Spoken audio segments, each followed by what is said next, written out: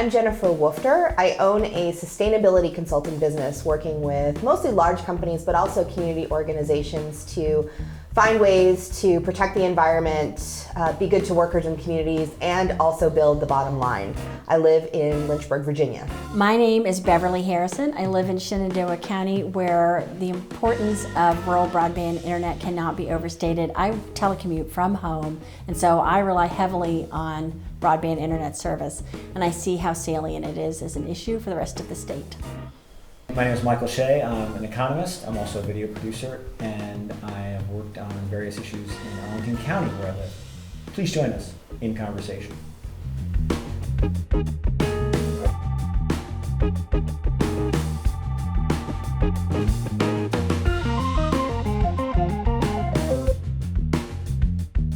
It's like 29% of rural Virginians aren't serviced, and I think there's a lot of reasons to think that that's an undercount. There's actually more people in rural Virginia that aren't serviced.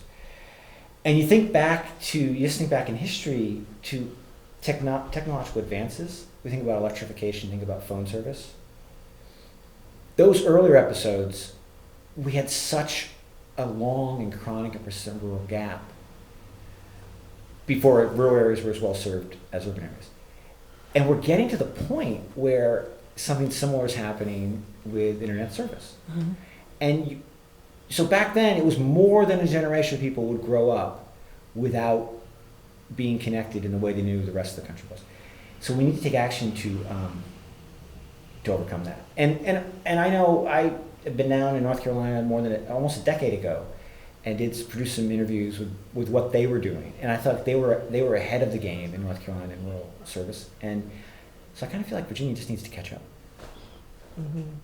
I think that's particularly true. I mean, we know that rural broadband is a nationwide challenge, but in Virginia, where 70% of the world's internet flows through Northern Virginia, how can we have schools that are not connected? How can we have 29 or more percent of rural families who don't have access to high-speed internet? This is a huge gap that we see. I think Virginia is a great example of where we really are living in two worlds. Yes, absolutely. I work in Northern Virginia, and I also work from home. I was raised in Northern Virginia, and I chose to move out to rural Virginia. And I have a foot across the Great Divide, one in each world. And Northern Virginia, I think, doesn't have an understanding of how severely handicapped rural Virginia is. They just don't get it. They have internet. This morning, I was working reading about this very issue. I lost my internet at 5:30 this morning. I never got it back before I got on the road to come be here. That's unacceptable, and I live in town, and I have good internet. And if that's the most we can expect out of good internet, we have a serious problem, and the people underserved, it's just a huge and incredibly significant number. Because where I'm seeing it, it's not just about can we attract new business and can Jane do her homework. We are turning into Virginia, where in rural Virginia, if you want to be able to get work done, you have to go to McDonald's. Right. Because McDonald's is the only place with reliable internet. Right. So I have to confess, I like to go to county fairs. So I've been out to a lot of county fairs in a lot of rural areas. And one of the things I'll just strike up a conversation with people, and I'll ask about rural broadband. And there seems to commonly be a response that people who live in remote or rural areas. It's the same look, and it's a combination of anger, frustration, bewilderness, and sadness. They'll say something like, "Somebody needs to do something." There's that sense, and I think that sense has been there for a while now. I mean, the internet is 20 more years old, and this is just something that should have been done 15 years ago. Yes. Yeah, and I think we see that the challenges and probably also the solutions are at every level. We have a federal initiative to help push broadband out in the rural areas that is middling. Every state has one. We just had several more $1 million as part of this year's budget for rural broadband in Virginia. We also have municipalities and community groups trying to come up with their own solutions, saying we can't wait for the federal program to get to us. Right. And I think one of the challenges is broadband is very expensive to put in. Whether you're laying the fiber out there, whether you're putting up cell phone towers, whether you're piggybacking on existing assets and infrastructure, like putting it up on water towers that are already up there, it's very expensive. And it makes it really important that we're able to be very flexible in our financing and our fundraising, and that we're also able to find those partnerships where it's not just a community group on their own trying to solve this problem. And it's not just the state. And that we're not taking options off the table. I think one of the really frustrating things I see here in Virginia is our move over the last couple of years to really restrict the ability of municipalities to pursue their own broadband plans where they own and manage those assets and that program themselves. The General Assembly really restricted that opportunity for municipalities to do that, making it very bureaucratic, very cumbersome. And that effort was led, in fact, by some of our own rural elected officials, which it just makes me so frustrated. Right. I feel like, on the one hand, if they're not coming up with adequate funding, and they're not, I think that's, otherwise we would have it by now, they at the same time can't take that off the table, and they really should be doing both. They should be increasing the funding even more, and they should be increasing the flexibility. Absolutely. And it is happening at the local level. In Page County, they have had grant money, but they're now at the point where they're having to identify the gaps. And what I think gets forgotten is that people at the local level, they're ready to put in the work. And you will have people come together and they will do the surveys, they'll do the boots on the ground work to find out who is being underserved.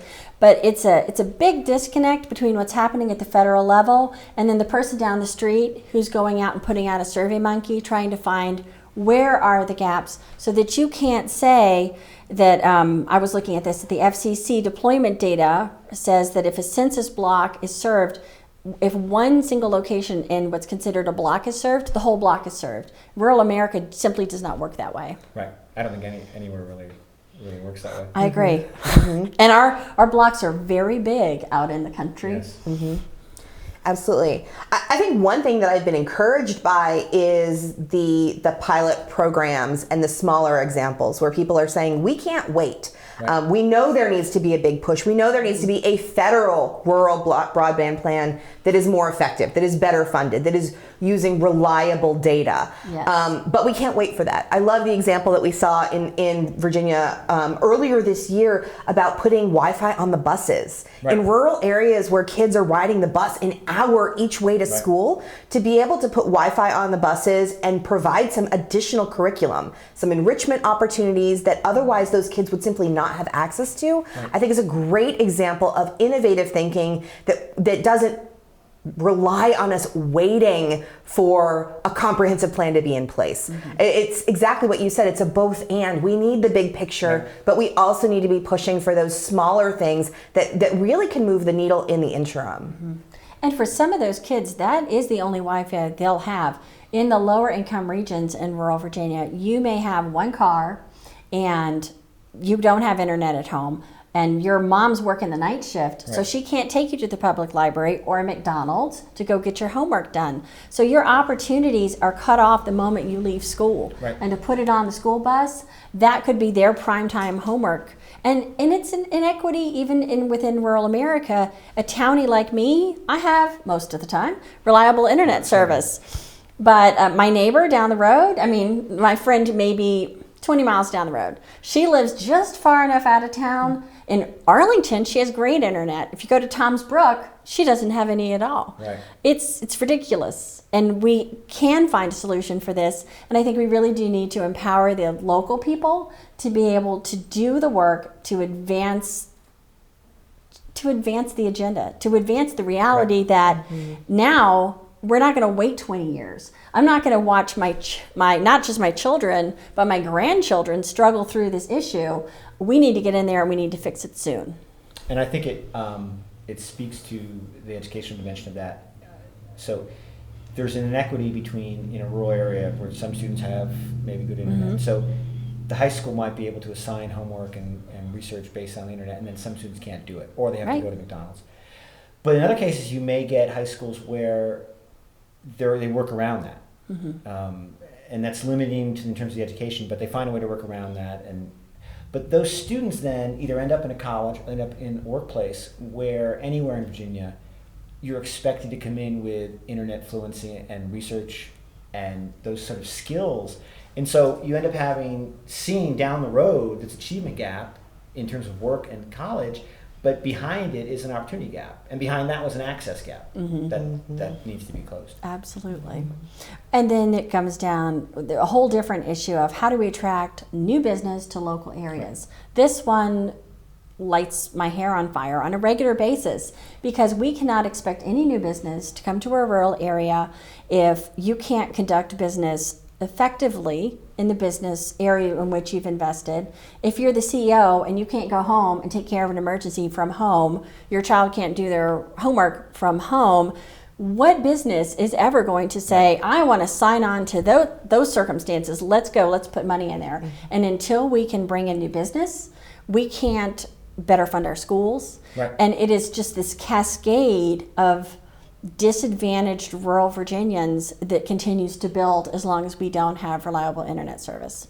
And as you say, so much of the world's internet goes to Virginia. It's like living next to the bakery and never being able to have a piece of pie. Yes, that's right. And you got that smell. And so part of it I think is we don't recognize the category that funding should be in.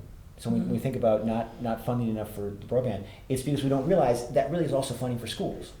So when we step back and we measure the rural-urban gap in terms of school funding, there's a gap, but it is what it is. But it's even greater, because built into that in the urban areas is reliable internet, and in the rural is not reliable internet. So you end up having this additional gap. Yeah. I want to go back to the workforce attracting new businesses, because I think it's not just about attracting new businesses, it's about growing our existing businesses. Yes. If you're a farmer in rural Virginia who cannot access the internet to download the latest crop data, the precision weather stuff, the new rates on seed prices, you are losing out. We are stopping our local businesses from competing. If you're a small retailer and you can't have an online store to complement the foot traffic coming in, you are at a disadvantage. If you are a small business or a medium-sized business that wants to better educate your workforce, but you can't bring in online training for them to do some new skill building, can't teach them how to use, all of the training and the resources that are available, you are at a disadvantage. This is an economic drag on the community, both in terms of attracting new businesses, but also in terms of supporting and growing the existing businesses and entrepreneurs that we already have here. I think one of the big things is, how do we keep our young people here? Yes. Right? How do I keep them from wanting to run off to New York or Richmond, the big city. Harrisonburg. Right? How do we keep them here? One is, do we have good jobs for them? Right. But two is, there a good quality of life? And as much as I think some people say broadband's not a component of that, sure it is. Yeah. Sure it is. Right. We have young people who are cutting the cord on cable, who want to just stream Netflix, who want to stream Hulu, who want to don't want to go out there and go wait, a week to see their doctor. One of the great things in Lynchburg now is we now have a teledoc as part of our family's health insurance. And what that means is we, at the first sign of a scratchy throat, we actually had a whole cold sinus thing go through my family this past week. At the first sign that someone thinks they need a doctor, we go to our computer, we click the get me a meeting with a doctor. We have never waited more than 15 minutes to be on a screen share with the doctor. Yeah. And out of the 8 or 10 times that we've used it in the last year for a family of 5, almost every time, only one time did we not see the same doctor. So it's maybe not always going to be like that, but it is the same person that we're seeing, able to very quickly address, is it a cold or is it the flu? Right. Do you need antibiotics, or should you hold off for another 48 hours? Sometimes we've even said, is this something we need to go to the emergency room for? After 8 p.m. when there's no more urgent care clinics open, and you have to make that tough call, I want to be able to talk to a doctor really quickly about, is this something I can wait and go in the morning, or is this something I need to get my kid to the ER right now? And having those services is such a comfort. It's a cost savings to me. And I think about people who, I mean, I live in the city of Lynchburg, but even 15 minutes outside of the city who do not have access to that, but also maybe you're driving 30 or 40 or more miles to their doctor round trip. Or even just one way, the time, the money, the emotional engagement that it takes to manage that process, I think we're not letting ourselves reap the full benefits. And again, when you get into a severely distressed economic area, there may be no car. Dad may have the car at the factory. And how were you when you're 10 miles out of town and you don't have a way to get there? You just can't get there. We need to have that internet option. And if nothing else, we need to be able to have, if you don't have Teladoc, mom or dad needs to be able to go online and look up the symptoms and go, oh no, this looks really bad. I'm going to have to call Aunt Sue from down the road and see if she can, huff us up to Winchester, where the only urgent care is open.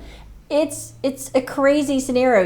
You have to be able to access these things. Where I live in Shenandoah County, you can't actually have a baby where you live.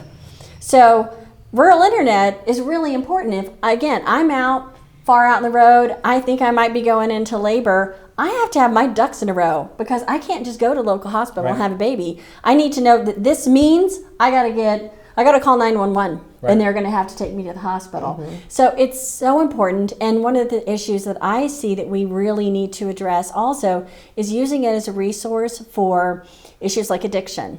We have major addiction problems, and stigma, I think, is the biggest barrier to removing that and solving those solutions. So if in a town where everybody knows everybody, and again, I've got to say this is really different than Northern Virginia. You can't go to Walmart and not see 10 people that you know.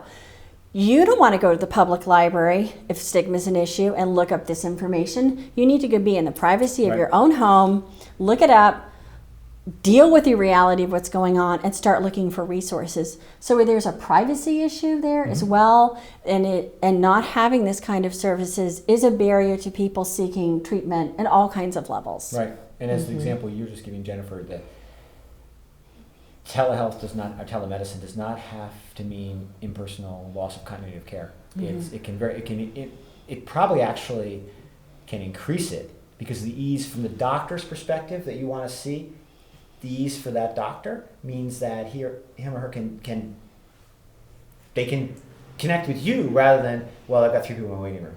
Absolutely. Absolutely. And it's 24-hour access, which means if my kid wakes up throwing up at 3 a.m.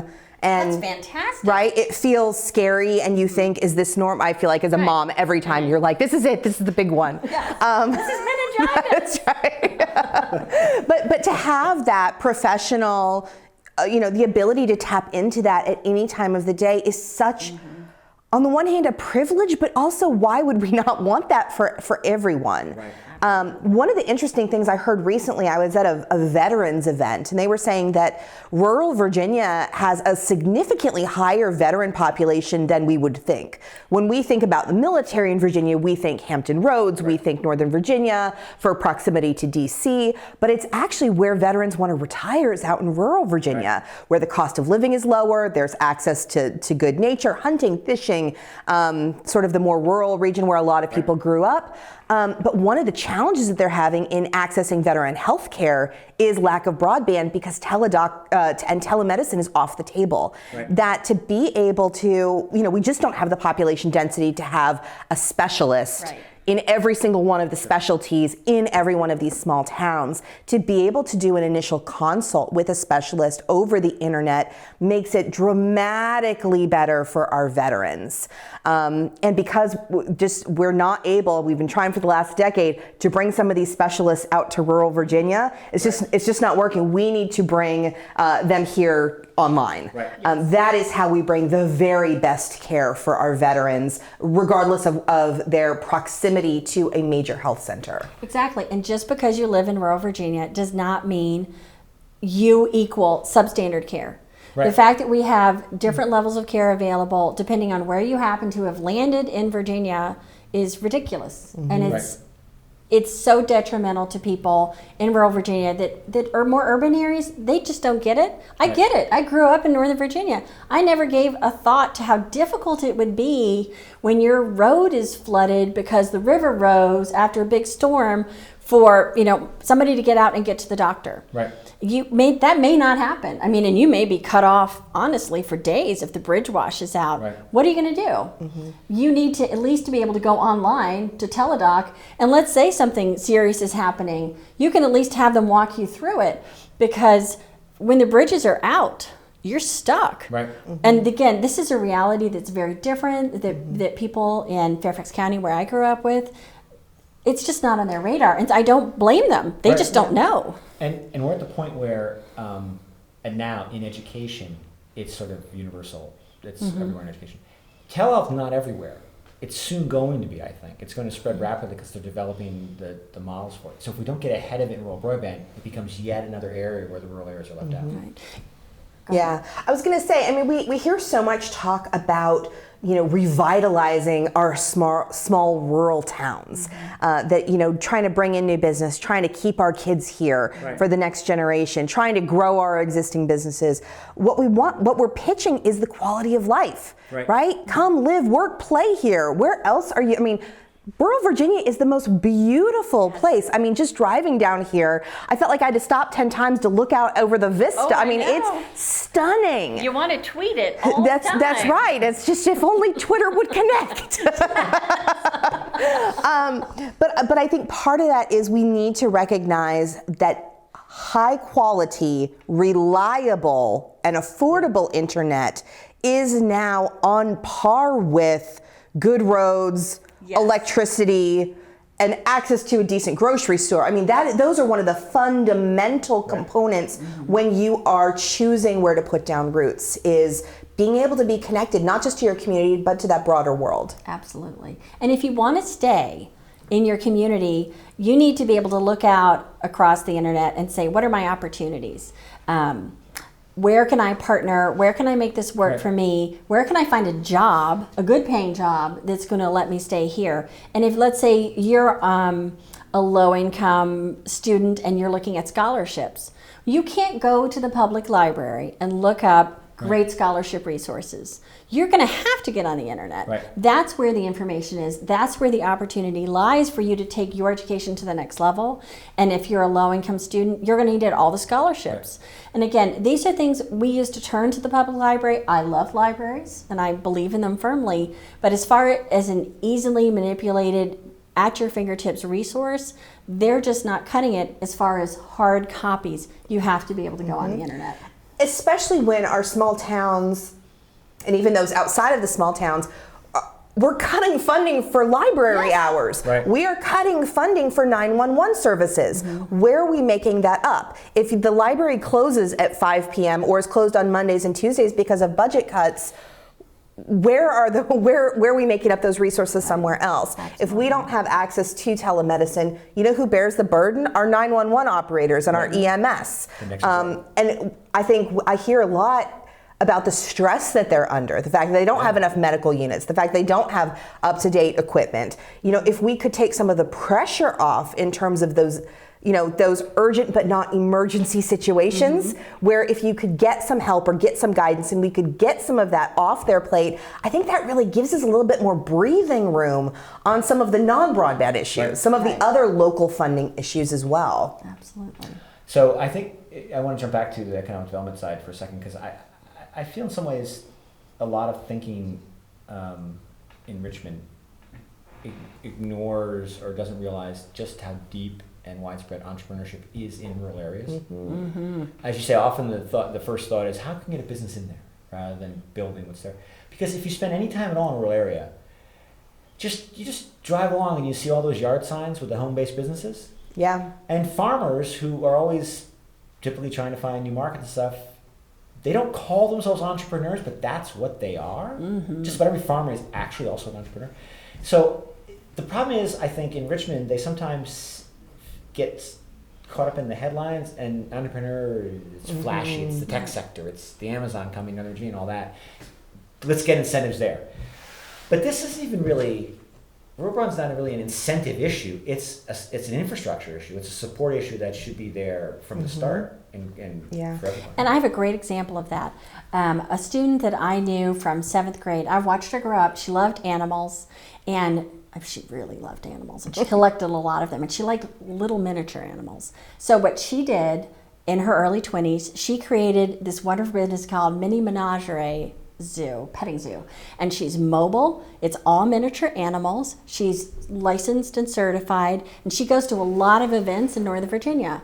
She is a local girl made good who took what she loved and turned it into a business and a way of life. And that's a success story. That's a success story that people are repeating throughout the county that don't get the support necessarily that they need to say, this is entrepreneurship, and it's one person at a time sometimes. It's the hot sauce business. It's the local potter. It's the wonderful, and I go a lot to the local farmers market, and I see all these different marvelous, committed, hardworking people who are providing needs and services and adding value to the local economy, but they still have to have the internet. And if you cut them off at the knees and you take that away, it's going to be tough for them to stay afloat. I mean, I think it's a both and, right? With every tough issue, it's a both and. It is about finding those small entrepreneurs and building them up and helping them sometimes it's just a little bit of cash on the side to help in tight times. But it is also the big investments. A couple weeks ago, I was at a presentation by the Chamber of Commerce presenting about all the incentives and the great work that Amazon, now that coming to Northern Virginia, is going to be for all of Virginia. And I think everyone kind of has a little bit of a skeptical look, right? Like, what is Amazon coming to Northern Virginia really doing for us down in the Southwest? But they brought up the pitch they made was not all of those jobs are going to be in Northern Virginia. Amazon gets a state tax credit of, I think it's $22,500 for every job over $50,000 or $80,000 or $150,000. You know, but their pitch is that some of that work will be telework, some of it will be here. And in that presentation, the first question that came up was a real estate agent who said, if you go 10 minutes in any direction from here, none of those houses have internet. How many of those $150,000 jobs do you think are coming to those areas? And the presenter sort of had to, that's true, and we need to keep trucking along. Good luck to you. But I think it is about really, it's connecting those dots, right? It's not just the incentive, but who gets the incentive? Who has access to those incentives? Who are we helping? Who are we not helping? And who's not even part of the equation, right? Who needs to be at the table as we talk about these things? And who probably doesn't even know that that's an option. Because again, if you are cut off from the internet, you're not necessarily getting all the news. The rural newspaper is not necessarily going to be covering that in a way that's going to give you the information you need. And if you are looking to rebrand yourself, expand your career, find new opportunities, the local newspaper is great. But as far as a bigger player like Amazon, that's not where you're going to find that information. I wanted to go to sort of the political engagement side of this. So I think it was probably last summer. I was driving around the northern neck, another rural part of Virginia. And I forget what kind of a field it was, a farm. And there was out maybe 10 feet off the road, there was a very large sign. And it was one of those signs that you see outside small stores where they'll tell you, 24 cans of Coke is on sale for so much. Or you just slide in letters, create a new sign. And all it said was, it said some very odd remark about Attorney General Jeff Sessions, who was the Attorney General then. And because I had lost any signal, I was lost. And I went by the sign several times before I finally found where I was going. And I had no idea why someone would why in the middle of the Northern Neck? And when I got home and looked on the computer and looked at Twitter, it still looked like an odd comment, but it was an odd comment from President Trump about Jeff Sessions. So apparently one of Trump's supporters in the Northern Neck somehow gets the Twitter, goes out into his field and shares the message for his neighbors. Now, I'm not a fan of President Trump. However, I do feel like his supporters in the Northern Neck should be able to get and read the Twitter themselves. They should be able to see that and hear from him. They shouldn't have to go by their neighbor's sign and see it, and then maybe they'd have to slow down and see it. So that's crazy. There's a political engagement side of this. This is how campaigns, and not just political, but social organizations and all that. This is how we talk now. And to get in the conversation, we need to have rural broadband. I agree. And it's a way to help back, and I'm always turning back to what's going to help the community. When I have gone out and I've talked to the local homeless shelter for families, how they are going to get their fundraising that I ever see them the most is on the internet. It's on Facebook. It's the steak dinner that's coming up. It's looking for volunteers. It's all the myriad of events that they're doing to try and reach out and reach into the community and let people know that they're there and fundraise. You've got to have a way for the social groups that really provide hands-on assistance to reach people. In my age group, we're the Facebook generation. And if you this morning, I didn't have internet from 5:30 till I probably still don't have internet. I had all kinds of email accounts I needed to check, things I was monitoring, taking care of business. And again, and then we lost power. But I'd lost the internet. Losing power didn't really mean that much at that point because the internet was gone and my ability to work effectively was completely lost. And how anybody's expected to function day in and day out in modern times Virginia without that is a mystery to me. So I think one of the things we haven't talked about is like what's the other side? What do people say is so hard? Like why is this taking us so long? 23 years ago, I was a freshman in college designing my own website on my university's high, broadband internet, right? That is an entire generation. Right. Like my website could go buy a beer right now. Like that is how old it is. Why is it? It's not a technology problem, right? We know it's fiber, it's 5G, it's TV white space. I mean, we know what works where. Right. We know how funding pieces can come together, right? We can look at the different competitions that are the different funding schemes that are out there. For me, it really is a political will and a community will. Yes. Is that, I don't know how many people are going to watch this, but like, when I'm out there talking about broadband, people's eyes glaze over. Like it is not a sexy topic. Do you know what I mean? I gotta tell you, like, tell me about. Don't have it. Nobody wants to talk about this. Let's talk about broadband, and people just like slowly edge away.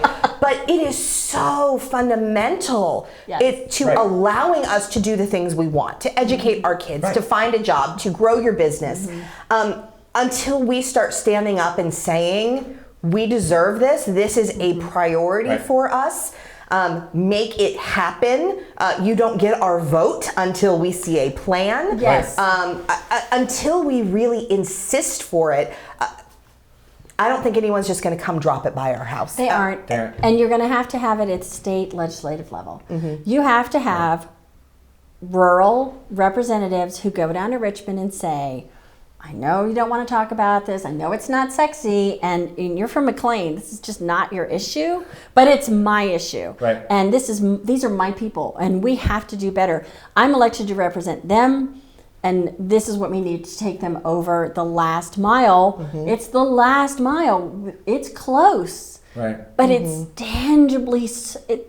It's like you said. It is like something you can smell. It's the bakery next door. It's painful. Yeah, it's painful. And so we can scream and yell as much as we want out on Main Street where I live, but until somebody's willing to go down to Richmond and advocate and push and really take it on as the unlovely necessary issue, I don't think we're going to see any change. Right. I think you're totally right, Jennifer, as itself. But if you think about all the issues that people care about, jobs, education, healthcare, fiber is the thread that ties it all together. Yes. Absolutely.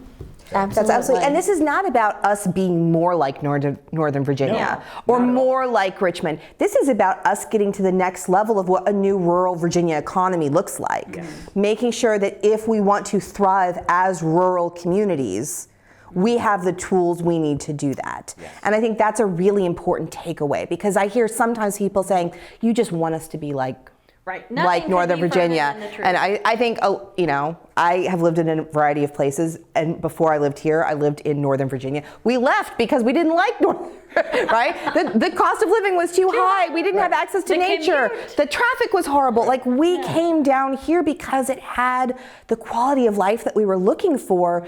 But I can see, like, for my kids to want to stay here. Right. Yes. Right. We need to be opening those doors to allow them to succeed. And I think broadband, at the end of the day, is one of the things that has to be part of the equation.